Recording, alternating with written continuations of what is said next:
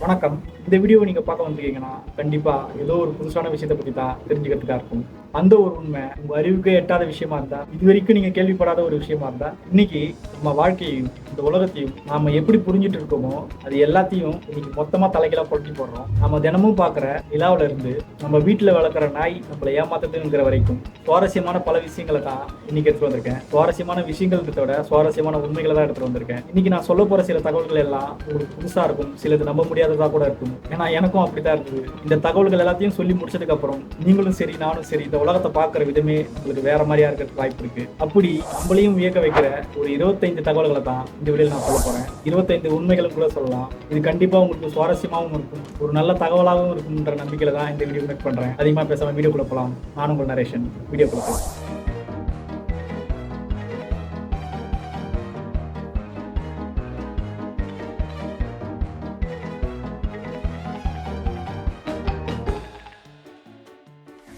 நாம இன்னைக்கு யூஸ் பண்ற கேலண்டர் ஒரு காலத்துல வேற மாதிரி இருந்துச்சா?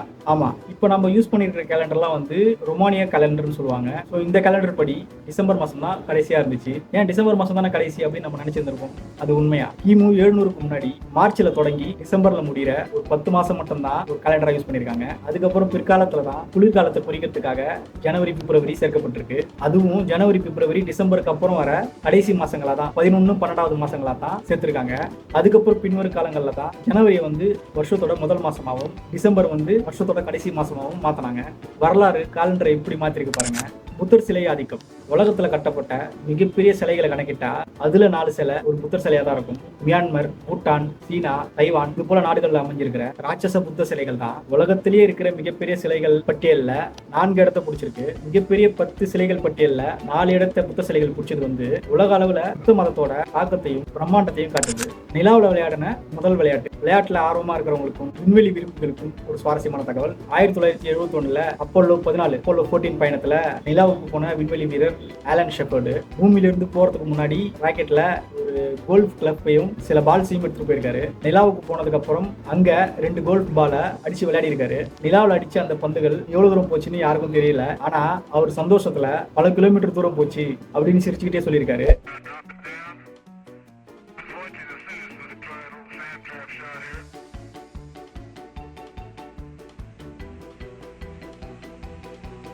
நிலாவில் விளையாடப்பட்ட முதல் விளையாட்டு கோல்ஃப் விளையாட்டு தான். இதை கண்டிப்பா ஞாபகம் வச்சுக்கோங்க. கொரில்லாக்களுக்கு கருத்தடை மாத்திரையா? காடுகள்ல ராஜா போல இருக்கிற கொரில்லாக்களுக்கு கருத்தடைக்காக மாத்திரைகள் கொடுக்கப்பட்டிருக்கு. அதுவும் மனிதர்கள் யூஸ் பண்ற கருத்தடை மாத்திரைகளை கொடுக்கப்பட்டிருக்கு. வெளிநாடுகள்ல இருக்கிற ஜூக்கள்ல கொரில்லாவோட எண்ணிக்கை அதிகமாயிட்டே இருந்திருக்கு. இதை குறைக்கிறதுக்காக மனிதர்கள் பயன்படுத்துற கருத்தடை மாத்திரைகளை கொரில்லாக்கள் கொடுத்திருக்காங்க. மனுஷங்க பயன்படுத்துற கருத்தடை மாத்திரை எப்படி கொரில்லாவுக்கு சூட்டபிள் ஆகும் அப்படின்னு நினைச்சீங்கன்னா, அதிர்ஷ்டவசமா அந்த கருத்தடை மாத்திரைகள் அந்த ராட்சச கொரில்லாக்களுக்கு ஓரளவுக்கு பயன்பட்டு இருக்குன்னு சொல்றாங்க. குரங்குல இருந்தா மனுஷன் வந்தான், அதனாலதான் அந்த மாத்திரைகள் குரங்குகளுக்கு ஒத்து போச்சோ. மனிதன் பயன்படுத்திய முதல் கருத்தடை மருந்து. இன்னைக்கு நாம பல மாத்திரை மருந்து அதெல்லாம் யூஸ் பண்றோம். ஆனா பல ஆயிரம் வருஷங்களுக்கு முன்னாடி எகிப்திய பெண்கள் முதலையோட சாணத்தை தான் கருத்தடைக்கு முதல் மருந்தா யூஸ் பண்ணிருக்காங்க. கிமு 1850 முதலையோட சாணத்தை ஒரு தடுப்பா பயன்படுத்தி வந்திருக்காங்க. ஏன் யானையோட சாணத்தை கூட பயன்படுத்தா குறிப்புகள் இருக்கு. இதெல்லாம் எவ்வளவு காலத்துக்கு முன்னாடியே இதெல்லாம் யூஸ் பண்ணிருக்காங்க பாருங்க. பல் மருத்துவர் உருவாக்கிய மின்சார நாற்காலி. இப்பெல்லாம் மரண தண்டனை சொன்னாலே தூக்கு தண்டனை மட்டும் தான் நம்மளுக்கு ஞாபகம் வரும். பல வருஷங்களுக்கு முன்னாடிலாம் வந்து மரண தண்டனைனாலே எலக்ட்ரிக் சேர் தான் வந்து யூஸ் பண்ணிருக்காங்க. ஆனா அந்த எலக்ட்ரிக் சேரை கண்டுபிடிச்சது ஒரு பல் மருத்துவர் அப்படின்னு சொன்னா நீங்க நம்புவீங்களா? ஆமா, டாக்டர் ஆல்ஃபர்ட் சவுத்விக் அப்படிங்கிறவர் தான் இந்த எலக்ட்ரிக் சேரை கண்டுபிடிச்சிருக்காரு. இந்த எலக்ட்ரிக் சேர் தூக்கு தண்டனை விட எந்த வழியும் இல்லாம மனிதாபிமான முறையா சீக்கிரமா உயிர் பிரிஞ்சிரும் அப்படிங்கிறதுக்காக இந்த சேரை கண்டுபிடிச்சதா அவர் நம்பியிருக்காரு. இதை அவர் எப்படி கண்டுபிடிச்சாருன்னு கேட்கும்போது, ஒரு வயசானவர் ஒரு ஜென்ரேட்டர் தொட்ட உடனே இறந்து போனாரு. ஒரு ஃபிராக்ஷன் ஆஃப் செகண்ட்லயே அவரோட உயிர் பிரிஞ்சிச்சு. இதை பார்த்து தான் வலிக்காம இறக்கிறதுக்காக இந்த கருவியை நான் கண்டுபிடிச்சேன் அப்படின்னு அந்த பல் மருத்துவர் சொல்லியிருக்காரு. சிக்னல்ல எவ்வளவு நேரம் தான் காத்துட்டு இருக்கு. உங்க வாழ்நாள்லயே நீங்க சும்மா வீணடிக்கிற மிகப்பெரிய நேரம் எதுன்னு தெரியுமா? அது நீங்க சிக்னல்ல காத்துட்டு இருக்கிற ரெட் லைட் நேரம் தான். சராசரியா ஒரு மனுஷன் தன்னோட வாழ்நாள்ல 6 மாசங்களை சிகப்பு லைட்ல இருந்து பச்சை லைட்டுக்கு மாறுற வரைக்கும் காத்துட்டு இருக்கிறான் அப்படின்னு கண்டுபிடிச்சிருக்காங்க. சும்மா ஒரு நாளைக்கு ஒரு 75 வினாடிகள் வந்து சிக்னல் நிக்கிறதா வச்சுக்குவோம். இதை கணக்கு போட்டு பார்த்தாலே 70 வருஷத்துல 6 மாசத்தை சிக்னலுக்காக நம்ம கழிச்சிருக்கோம்னு கண்டுபிடிச்சிருக்காங்க. இதுக்கப்புறம் சிக்னல் நிற்கும் போது இந்த உண்மை உங்களுக்கு ஞாபகம் வரும்னு நினைக்கிறேன். ஆனா நம்ம ஊர்ல தான் 75 வினாடிகள் இல்ல, 2 நிமிஷம் 3 நிமிஷம் கூட வெயிட் பண்ற வேண்டிய நிலைமை வந்திருக்கு. 6 அடி உயரம் வரைக்கும் இந்த பெண் குயின்கள். இன்னைக்கு நாம பாக்குற பெண் குயின்கள் எல்லாம் வந்து சின்னதா கியூட்டா அழகா ஒரு அடிக்கு அப்படிதான் நம்ம பெண் குயின்கள் எல்லாம் பார்த்திருப்போம். ஆனா ஒரு காலத்துல இந்த பெண் குயின்கள் எல்லாம் வந்து மனுஷனோட உயரத்துக்கு, அதாவது 6 அடி உயரத்துக்கு இருந்தா கண்டுபிடிச்சிருக்காங்க. அப்படி 6 அடிக்கு இருந்த இந்த பெண் குயின்கள் எல்லாம் சுமார் 200 பவுண்ட் இருந்ததாகவும் கண்டுபிடிச்சிருக்காங்க. அது எப்படின்னா, இப்போ நம்ம இருக்கிற காலத்துல இருக்கிற பெண்குயின்கள் வந்து அது ஒரு பெண்குயின் வகையா, அதே போல பெண்குயின் வகைகள் வந்து இருந்திருக்கு, நிறைய வகைகள் இருந்திருக்கு. அதுல 6 அடிக்கு இருந்த பெண்குயின் வகைகளும் இருந்திருக்கு அப்படிங்கறது தான் இப்போ கண்டுபிடிச்சிருக்காங்க. இப்படிப்பட்ட ராட்சத பெண்குயின்கள் எப்படி வந்துச்சு, எப்படி அழிஞ்சு போச்சு, அதுல சின்ன பெண்குயின்கள் மட்டும் எப்படி தப்பிச்சுன்ற கேள்விகளுக்கான விடையெல்லாம் மர்மமாவே தான் இருக்கு. கிளீனெக்ஸின் முதல் வேலை. இப்போ நம்ம யூஸ் பண்ற டிஷ்யூ பேப்பர்லாம் வந்து முகம் துடைக்கிறதுக்கோ மூக்கு துடைக்கிறதுக்கோ கண்டுபிடிச்சது இல்லையா. முதல் உலகப் போர் வந்தப்போ அங்கங்க சாம்பலும் புகைமூட்டங்களும் இருந்ததுனால பொதுமக்கள் யூஸ் பண்றதுக்கும் ராணுவத்தினர்கள் யூஸ் பண்றதுக்கும் முகமுடிகள் யூஸ் பண்ணிருக்காங்க. அந்த முகமுடிக்குள்ள காற்றை வடிகட்டுறதுக்காக தான் இந்த டிஷ்யூ பேப்பர்லாம் வந்து கண்டுபிடிச்சிருக்காங்க. அதாவது ஒரு காற்று வடிகட்டியா தான் அந்த டிஷ்யூ பேப்பர் வந்து கண்டுபிடிச்சிருக்காங்க. உலகப் போர்லாம் முடிஞ்சதுக்கு அப்புறம் தான் இது வந்து முகத்தை துடைக்கிற ஒரு டிஷ்யூ பேப்பரா விற்க ஆரம்பிச்சிருக்காங்க. போர்க்காலத்துல அவங்க ஏர் ஃபில்டரா யூஸ் பண்ணதை விட அவங்க முகத்தை துடைக்கிறதுக்கு அதுக்கப்புறம் யூஸ் பண்ணது தான் அதிகம். ஸோ இப்போ நம்ம யூஸ் பண்ற டிஷ்யூ பேப்பர்லாம் வந்து முகம் துடைக்கிறதுக்காகவோ மூக்கு துடைக்கிறதுக்காகவோ கண்டுபிடிச்சது கிடையாது, ஒரு ஏர் ஃபில்டருக்காக கண்டுபிடிச்சது. பூகம்பத்தை முன்கூட்டியே உணரும் பாம்புகள். பூகம்பம்லாம் வரப்போதுன்னு சில விலங்குகளுக்கு முன்னாடியே தெரியும்னு நம்ம எல்லாருக்கும் தெரியும். அதுல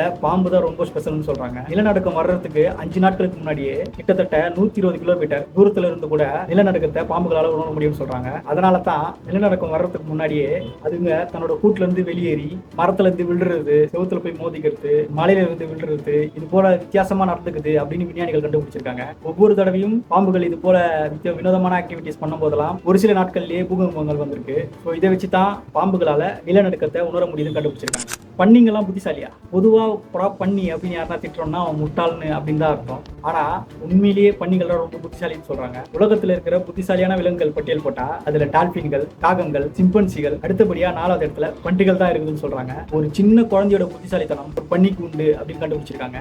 போலீஸ்லயும் மிலிட்டரியிலையும் நாய்கள் யூஸ் பண்றதை பார்த்திருக்கும். ஆனா ஒரு நாயை விடவும் பன்னிக்கு பயிற்சி அளிப்பது ரொம்ப ஈஸின்னு கண்டுபிடிச்சிருக்காங்க. பன்னிங்களால வீடியோ கேம் கூட விளையாட முடியும் அப்படின்னு கண்டுபிடிச்சிருக்காங்க. இனிமேலும் யாரையாவது பண்ணி திட்டுறாதீங்க, நான் பண்ணி புத்திசாலியான நிலா நம்மளை விட்டு பிரிஞ்சு போதா? டெய்லி வானத்துல நைட்ல நம்ம பாக்குற நிலா நம்மளை விட்டு கொஞ்சம் கொஞ்சமா பிரிஞ்சு போயிட்டே இருக்குன்னு சொன்னா நீங்க நம்புவீங்களா? இது உண்மைதான். நிலா ஒவ்வொரு வருஷமும் கிட்டத்தட்ட 1.48 இன்ச்சு தூரம் பூமியை விட்டு நிலா கொஞ்சம் கொஞ்சமா பிரிஞ்சு போயிட்டே இருக்கான். இதை இன்னும் எளிமையா உங்களுக்கு புரியுற மாதிரி சொல்லணும்னா, நம்ம கைகள்ல இருக்கிற நகம் வளர்ற வேகத்துலதான் பூமியில இருந்து நிலா பிரிஞ்சு போயிட்டே இருக்கு. விஞ்ஞானிகள் என்ன சொல்ல வராங்கன்னா, கோடிக்கணக்கான வருஷத்துக்கு முன்னாடி சந்திரன் உருவானப்போ பூமிக்கு ரொம்பவே பக்கத்துல இருந்துதான் சொல்றாங்க. வெறும் 14,000 கிலோமீட்டர் தூரத்துல தான் நிலா இருந்திருக்கு. ஆனா அது இன்னைக்கு 2,50,000 கிலோமீட்டர் தூரத்துல தள்ளி போயிருக்கு. இப்படியே தள்ளி போயிட்டே இருந்தா இன்னும் பல வருஷங்கள் கழிச்சு நிலாவோட விலகல் நம்மளோட பூமியோட தட்பவெப்ப நிலைய, கடலை எல்லாத்துலயுமே ஒரு மிகப்பெரிய மாற்றத்தையும் பேரழிவையும் ஏற்படுத்தணும்னு கண்டுபிடிச்சிருக்காங்க.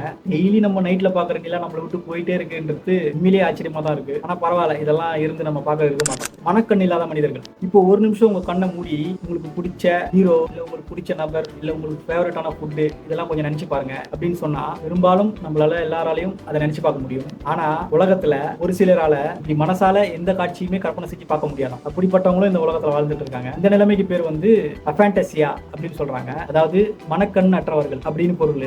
இவங்களுக்கு என்ன நடக்கும்? ஒரு புக்கு நம்ம வாசிக்கும் போது நம்ம மனசுல என்ன தரும்? அந்த புக்குல வர வார்த்தைகள் எல்லாமே நம்ம மனசுக்குள்ள அப்படியே காட்சிகளா விரிவடைஞ்சு ஒரு படம் பாக்குற போல தான் நம்மளுக்கு இருக்கும் அந்த ஒரு புக்கை படிக்கும் போது. ஆனா இந்த வியாதி இருக்கிறவங்களால அப்படி அவங்க புக்கை படிச்சாங்கன்னா அவங்களுக்கு எந்த கற்பனை காட்சியும் எந்த மனக்காட்சியும் வராதான். எந்த அளவுக்குன்னா, இவங்க காதலிச்சவங்களோட முகமும் இவங்க பசங்களோட முகமும் இவங்க பக்கத்துல இல்லைன்னா இவங்க முகமே உங்களுக்கு ஞாபகம் வராதான். அவங்க எப்படி இருப்பாங்க இவங்களால கற்பனை கூட செஞ்சு பார்க்க முடியாதான். அந்த அளவுக்கு தான் வந்து இந்த வியாதி இருக்குமா.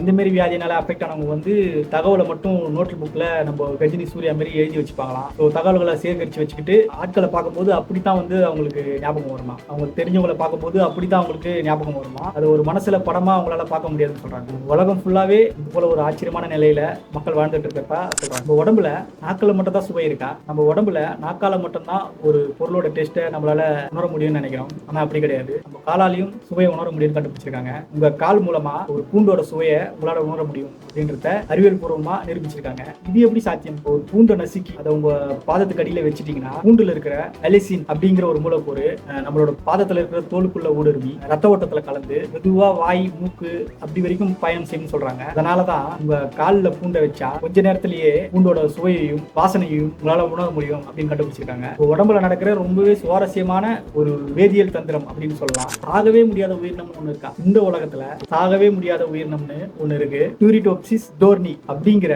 ஒரு அரிய வகை ஜெல்லிமீன் தான் இந்த உலகத்திலேயே சாகாத வரம் கொண்ட ஒரு உயிரினம். அது எப்படி சாகாம இருக்கு? இந்த ஜெல்லி மீன் வந்து ரொம்ப வயசானதுக்கு அப்புறம், அதாவது அதாவது சாகும் தரவை நெருங்கினதுக்கு அப்புறம் இல்ல ஏதாச்சும் ஒரு ஆபத்து நம்மள வந்து ஏதோ ஒரு மிருகம் சாப்பிட வருது அப்படிங்கிற ஒரு சூழல் வரும்போதும் அல்லது அது காயமடைஞ்சாலோ உன்னைத்தானே ஒரு ஆரம்ப கட்ட நிலைக்கு அது மாத்திக்கும்னு சொல்றாங்க. அதாவது ரிவர்ட் பொசிஷன் அப்படின்னு சொல்லுவாங்க.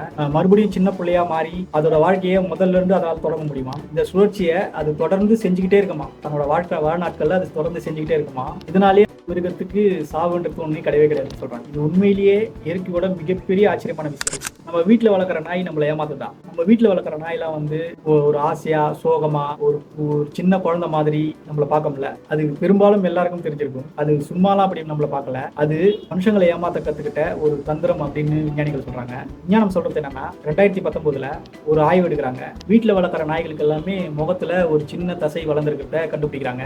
இதை எப்படி டிஃபரன்ஷியேட் பண்ணி பார்த்தாங்கன்னா வைல்டு டாக்ஸ் சொல்லுவாங்க. தெருவுல இல்ல காட்டுல இருக்கிற நாய்களுக்கும் பார்க்கும்போது வீட்டுல வளர்க்குற நாய்களுக்கு சின்ன சின்ன தசைகள் வந்து வளர்ந்துருக்கிறத கண்டுபிடிக்கிறாங்க. இந்த தசைகள் எல்லாமே வந்து புருவத்தை தூக்கி தலையை ஆட்டி இப்படிலாம் பண்ணி சோகம் அல்லது தனக்கு ஏதாவது வேணும் அப்படிங்கிறத காட்டுறதுக்காக உதவுற ஒரு முகபாவத்துக்காக இந்த சதையை பயன்படுத்திருக்கலாம். வந்து நாய்களோட பரிணாம வளர்ச்சியில மனுஷங்க கிட்ட இருந்து தனக்கு ஏதாவது வேணும் அப்படிங்கிறத காட்டுறதுக்காக நாய்கள் வளர்த்து கொண்ட தந்திரமான தசை அப்படின்னு சொல்றாங்க. அப்படி நாய் வளர்க்குற யாராச்சும் ஒருத்தர் இந்த வீடியோ பார்த்துருந்தீங்கன்னா உங்க நாய் ஒரு கில்லாடி உங்ககிட்ட ஏதோ ஒன்று வேணுன்றதுக்காக அது பண்ணுது. நத்தைங்களுக்கு பல்லு இருக்கா. மெதுவா ஸ்லோவா போற நத்தைங்களுக்கு பற்கள் இருக்குன்னு சொன்னா நீங்க நம்புவீங்களா? அதுவும் 1-2 இல்ல பல்லாயிரக்கணக்கான பற்கள் இருக்குன்னு சொன்னா நீங்க நம்புவீங்களா? நத்தைங்களுக்கு ரேடுலா அப்படிங்கிற ஒரு நாடா போல இருக்கிற ஒரு நாக்கும் ஆயிரக்கணக்கான சின்ன சின்ன பற்களும் இருக்கிறத விஞ்ஞானிகள் கண்டுபிடிச்சிருக்காங்க. இந்த அமைப்பு தான் அதுங்க உணவை பிடிச்சி துண்டு துண்டா கிழிச்சு சாப்பிடுறதுக்கு உதவுதுன்னு சொல்றாங்க. இதுக்கப்புறம் நத்தையை எங்கன்னா பாத்தீங்கன்னா அது வாய்க்குள்ள கை விட்டு பல்லு இருக்குதான்னு பாக்காதீங்க.